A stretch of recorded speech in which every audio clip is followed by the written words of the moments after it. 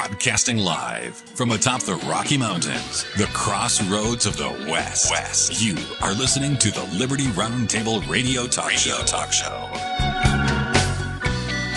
Does your name start with the letter O? Is In-N-Out the new Chuck E. Cheese? Happy to have you along, my fellow Americans. I'm Sam Bushman. This is indeed Liberty Roundtable Live. So I was sitting with my family yesterday, and we were hanging out for my producer, Zach's birthday. He turned 34 today, by the way. Big old shout out for his birthday. 34 years old, brother. We hope you have 34 plus many more. Hope you get to live to be 99 years old or more. How's that? All right, anyway, happy birthday, sir. So we want to shout out that. But anyway, we were talking about, for some reason, genealogy and stuff like this, and we were talking about the letter O with an apostrophe. And people were telling me, yeah, whenever you see an O name with an apostrophe, it means they're probably Irish. And I'm like, what? Anyway, I didn't know that. So just, your talk show host doesn't know everything. And I was kind of ignorant of that, but it turns out it's true. If you see O apostrophe in front of a name, most of the time it means it's an Irish last name, or sometimes a Scottish last name. It comes from Gaelic, and there used to be like an accent character instead of an apostrophe. The apostrophe is kind of a modern English twist, if you will. And then a lot of times people dropped the O for their names too.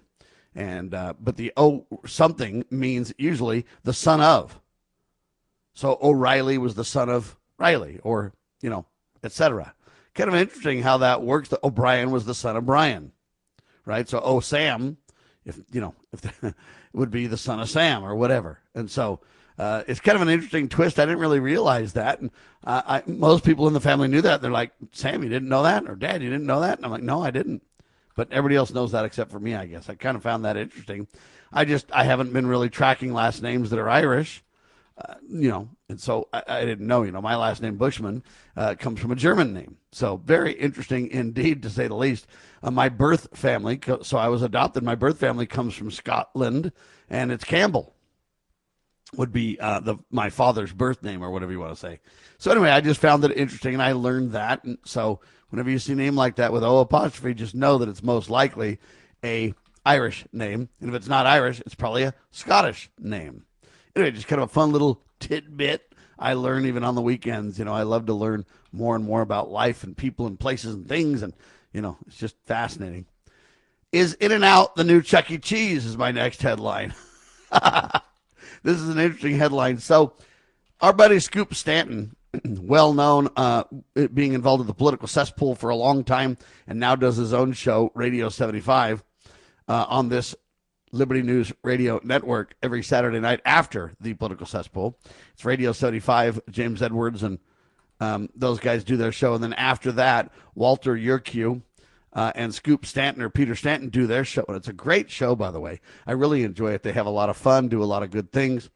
But anyway, they have always mocked Chuck E. Cheese, because it seems like Chuck E. Cheese is the weirdest place. On one hand, they have pizza and arcade games and tokens and things that kids can win, little toys and bears and, fun things, stuffed bears. And, you can win all these things, and kids just want the toys so bad. And, that way that, parents buy the tokens, and then the tokens are used, and then kids save up tokens and get things. And, man, it's just, crazy. Well, anyway, then for some reason, and I don't know why, but for some reason, Chuck E. Cheese sells alcohol. So the kids get all tanked up on pizza and root beer and such, and the parents get all tanked up on alcohol. And then when kids want their toys and kids want their games, and, hey, I want this game, and someone's like, hey, it's my turn. And then, kids getting a little bit of a tiff, and then parents, fueled by alcohol, just get crazy, right?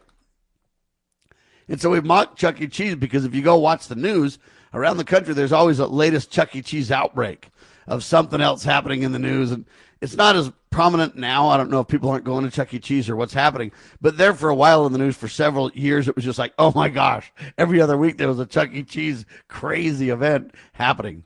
And so now I ask the question, is In-N-Out the new Chuck E. Cheese? Why, you ask? Well, a large fight broke out at an Arizona Chuck E. Cheese. I'm sorry, at an In-N-Out. In-N-Out Burger had a massive fight in Arizona, and it was all captured on video. And now people are basically joking, going, man, what's going on? Is it the new Chuck E. Cheese? But sadly, it really highlights a broader societal issue. Whether it's a game, whether you win or lose, people riot and break out in fights. You know, these fights are being increasingly caught on camera, shared online. A video now circulating online shows this chaotic brawl breaking out in the In-N-Out Burger, sending customers scrambling for safety. As punches were thrown, the whole restaurant just gets crazy and descends into disorder. And so one of the secret famous menu options that used to be secret, maybe it's not now, but it's called, you can get your burger animal style. And it means it has all these vegetables on it and grilled onions and all this kind of stuff. And so now they're saying, hey, In-N-Out Burger is going animal style because there's a big old brawl. So for years, Chuck E. Cheese has been the punchline for stories about adults getting in fights. Now some are saying, hey, maybe In-N-Out Burger is going to replace Chuck E. Cheese. Anyway, it's one isolated incident, but it was the whole restaurant, and it went viral. It's crazy. So anyway, I just thought I'd bring that to your attention too. Kind of a weird deal, right? I don't know. I don't know what to think about this, but it's not really Chuck E. Cheese, although we make fun of it. It's not really In-N-Out Burger, although we kind of make fun of it. It's football games and baseball and basketball games and, say, World Cups or soccer games. And even oftentimes the group that wins breaks out in a riot. It starts out celebratory. Then you add alcohol and drugs to the mix or whatever else, or you add gang warfare to the mix, or, and before you know it, you have a melee on your hands. And it's really a sad societal marker, if you will. You had President Trump do this blood sport kind of a thing at the White House, right? The cage fight or whatever you want to call that thing. You had, people breaking out even when they win, getting in fights. You have people getting in fights. They're supposed to be at a children's birthday party, say at Chuck E. Cheese or whatever, and a big old fight breaks out or whatever. Now you've got In-N-Out Burger having a big old brawl and stuff like that. Why is our society getting so violent, and why do we have such short tempers? And why are we brawling in the first place? And the more we focus on blood and circus or bread and circus, bread and circus turns into blood and circus. At first, it's just entertainment and food. And that's what you live for. And, you don't, pretty soon they'll want to give everybody universal basic income where everybody can just have, bread and circus, food and party. But then people tend to get bored with just the party. There's not enough, quote, excitement, not enough stimulus, And so then they kind of ratchet into kind of sex and violence to the mix. And then things really go off the rails, folks. And the reason I'm bringing this up is because I want to dial it back. I pray that we can settle down a little bit there, Sonny. I'm just saying, I pray that we could kind of step back and go, wait a minute, this isn't who we are. When I used to leave to go out with my friends as a kid, my mom would always say, remember who you are. And I always used to kind of joke as a kid and be like, what do you think, I'm going to forget who I am? Come on. But the older I get, the more I realize what it really means is remember what your standards are. Remember your name means something. Remember you have a reputation to uphold. Not a reputation as a rock star or anything, but a reputation as a good, honest, moral person. A disciple of Jesus Christ, a follower of Christ, a saint, if you will. That doesn't mean I'm more righteous as a saint. It just means that I consider myself a true follower. I'm one of the saints of Jesus Christ. And so we need to remember who we are, and that has to do with, how you behave, how you think, how you act. Remember, how you think is how you're going to end up acting, right? And remember, when people are doing things or saying things or involved in things that go against your standards as a follower of Jesus Christ, then it's really time to kind of step back and go, do I want to be part of that, right? I don't want to be part of that. That's not who I am. Remember who you are. So the older I get, the more I kind of realize that, is the deal. And I don't want to be part of a Chuck E. Cheese meltdown or whether we win or lose a sporting event. I don't want to be the guy that gets crazy or that starts a fight, or I don't want to be. So we tend to live out kind of what we watch in our entertainment. We watch violence as entertainment. then we start to get violent with one another. We start to take life as not as precious of a commodity as it ought to be. We start to think other people are kind of less than human or less than important. And we need to realize that, we're all human. So this kind of has to do with our war mentality in the nation. It has to do with what we watch and listen to and feed into our minds. Because our minds, our thoughts, eventually create actions. And when my mom used to say, and my dad used to say, remember who you are, they were talking about, think about what you stand for. Make sure your behavior matches what you really stand for. Don't just get caught up in the world or caught up in things to where you do things that later you just have regret that you're like, man, remember who you are. It's an important statement, ladies and gentlemen. I'm Sam Bushman. Final segment in seconds. You're listening to Liberty Roundtable Live. Former Sheriff Richard Mack recounts in his book The Proper Role of Law Enforcement how he came to realize while working as a beat cop how wrong the all-too-common orientation of police officers is when they think of their job as being to write tickets and arrest people. Richard Mack tells of his personal transformation from by-the-number cop to Constitution-conscious defender of citizen safety and freedoms. Learn what it really means to serve and protect. Purchase your copy at cspoa.org. That's cspoa.org. If Planned Parenthood were what they publicly declare themselves to be, they would welcome transparency. We all know why they hide, because we know what they hide. We can confirm federal judges who follow the Constitution rather than reverse engineer their preferred policy outcomes.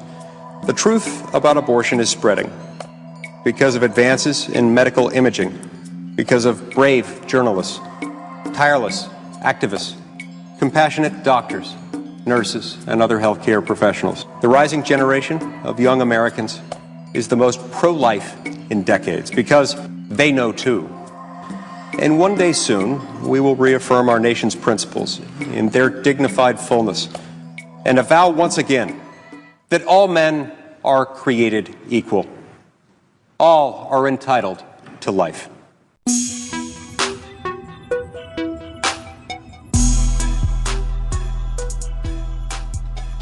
All right, back with you live, ladies and gentlemen. Sam Bushman on your radio with all kinds of news the networks refuse to use. I want to focus on several stories that came out several weeks ago, but I didn't have a chance to get to them, but I think they're critical to get to. And it seems like right now there's just not a lot of news. I mean, you study the mainstream news, it's like, oh, yeah, we're at war again. Ukraine and Russia's at war. Trump wants to sanction those guys. Congress, get it done, put it in the bill. And then, hey, you got the big old war going on in Iran. And got to go ahead and deal with that. It used to be Iraq. Now it's Iran we're at war with. And Iran's crazy. They're attacking everybody and their dogs. So we've got 50,000 plus troops in the area. And it's getting worse, not better. Iran's getting better at targeting our people. Now there's 3 Americans dead. And it's just starting to escalate as gas prices and oil prices go up. Gas is an average of $4 a gallon now. So it's out of control. All that's kind of the mainstream press they're talking about today. But really it's the same kind of news since February. Stocks are up, stocks are down, economy's good, economy's bad, Fed's going to raise the interest rate, the Feds are going to lower the interest rates, oh man, the stock market's up, the stock market's down, Trump's a bad guy because of this, we're going to have peace, we're in peace talks, we're not really in peace talks, now we're fighting again, sorry. And that's all the news has really been for the last several months. It's tragic. But there are several stories that most people aren't getting that I wanted to make sure you got, even if they're not as timely as I would like them to be. They're still worth bringing up and bringing back into the news. So this one's interesting. The TSA, the Transportation Administration, right? The TSA has announced its launch of a new airport security initiative.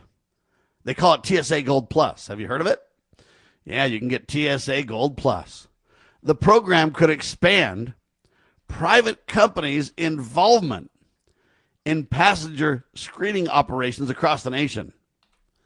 Now, that's interesting in my mind, and I don't know what that all means. But what I find interesting about this is now they want to basically get these companies involved.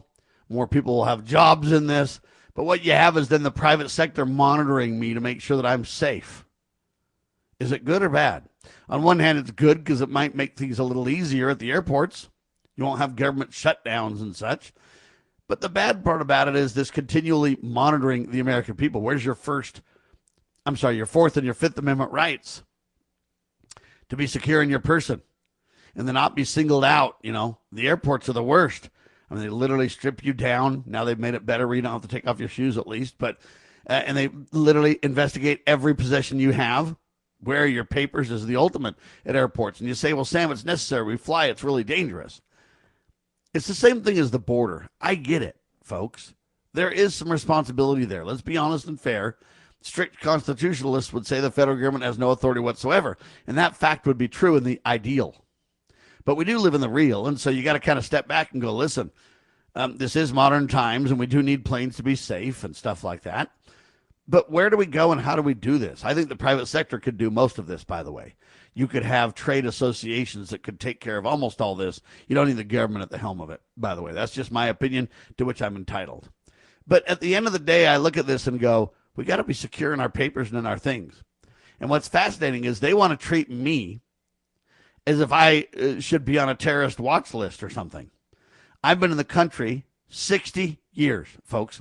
I'm 59 years old, but remember, I was here for a year before I got one. So I've been here 60 years. And you don't have any, I repeat, any documented evidence of any violence or harm I've tried to do to an individual and or society and or my country. Zero. None. Nada. In fact, as a blind person, since I don't drive, I don't even have a speeding ticket, for crying out loud. Zero conflicts with the law. None. And so you look at that and you go, does Sam Bushman really need to be stripped every time? Every one of his items anally gone through and looked at in detail to where it's like, make sure Sam's safe. Make sure Sam hasn't gone postal on us. Make sure Sam hasn't joined a Al-Qaeda group or something. See, this is crazy indeed. You say, well, Sam, how do we know for sure? Look, I've taken FBI background checks because I've been in the financial world and for fiduciary licensing and such like that for mortgages or for insurance and stuff. You give your thumbprints, your fingerprints, your palm prints to the FBI, and they do a background check on you before you can even get your license. Now, we can debate that being, well, your papers, if you want.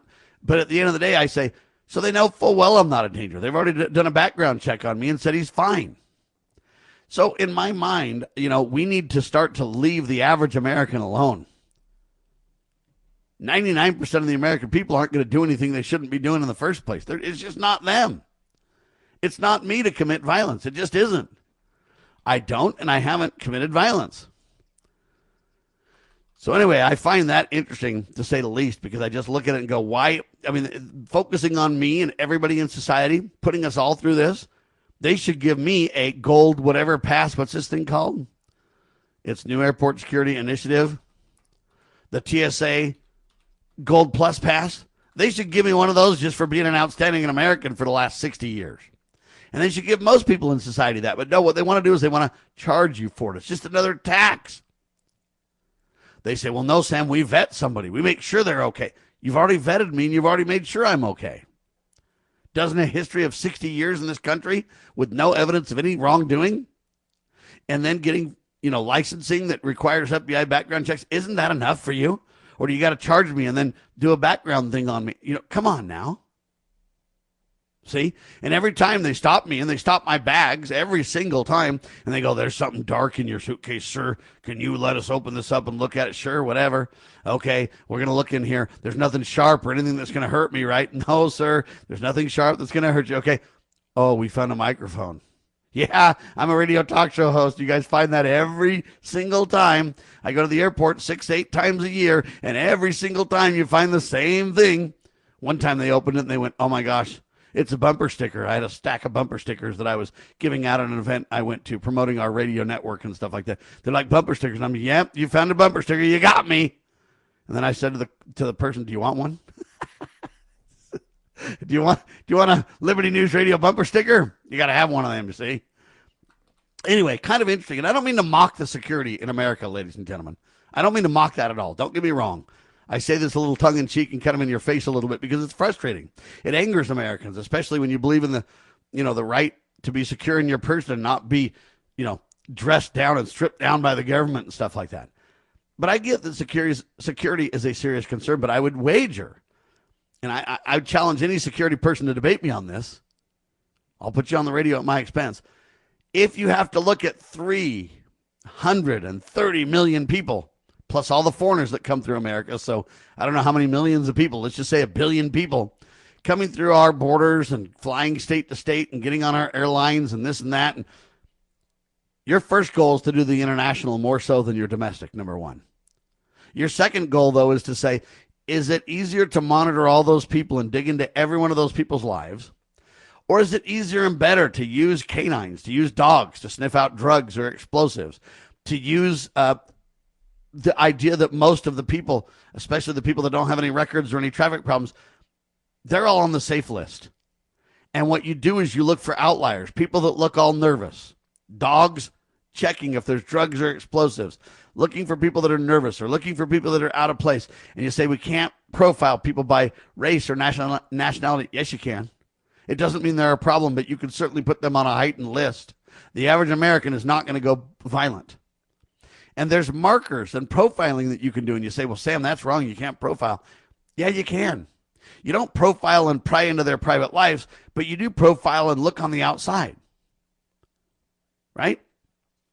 And there's ways to do this that would be constitutional by observance. And there's ways to do this that would not violate everybody's rights. And I'm convinced if you were to hone in on the likely problematic people, right, your chances of finding them and vetting them out and stopping crime would be 1,000 times better because you're actually looking at the element that would be more likely to do so, right? If you're looking for somebody who's going to, do these things, usually there's profiles, there's markers. Go look at the mass shootings across America.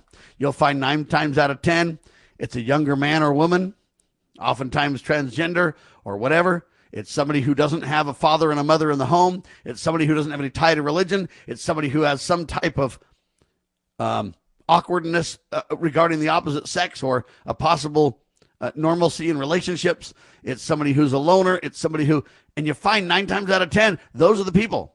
They're usually getting psychiatric drugs. They're usually seeing some kind of a psychiatrist or psychologist. The profile is clear. You can ignore it and pretend it doesn't exist, but it's absolutely true.